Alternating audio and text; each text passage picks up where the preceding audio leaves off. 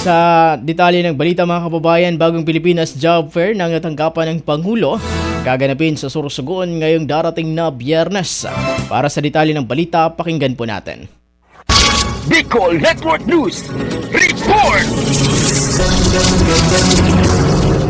Isa ang probinsya ng Sorsogon sa mga pangunahing destinasyon ng bagong Pilipinas Job Fair na isasagawa ng tanggapan ng Pangulo sa pangasiwa ng Department of Labor and Employment o DOLE Bicol ngayong darating na Biyernes, Setyembre 13, 2024. Sa time mga handog ng Pangulo, serbisyong sapat para sa lahat, layunin ng Job Fair na magbukas ng libu-libong oportunidad para sa mga Sorsoganon at iba pang mga Bicolano. Gaganapin ito sa Sorsogon Provincial Gymnasium kung saan inaasahang dadagsa mga naghahanap ng trabaho mula sa iba't ibang bayan ng probinsya. Bukod sa Sorsogon, magsasagawa rin ng Job Fair ang DOLE Bicol sa iba pang estratehikong lokasyon sa Albay, Camarines Norte, Catanduanes at Masbate. Samantala, pinapaalalahanan naman ng ahensya ang mga interesadong aplikante na magparehistro sa dolero5.com/jobfair/regonline bago dumalo sa Job Fair. Para sa Bicol Network News, ito po si Mega Patrol number 28, Jomar Hastre, tatak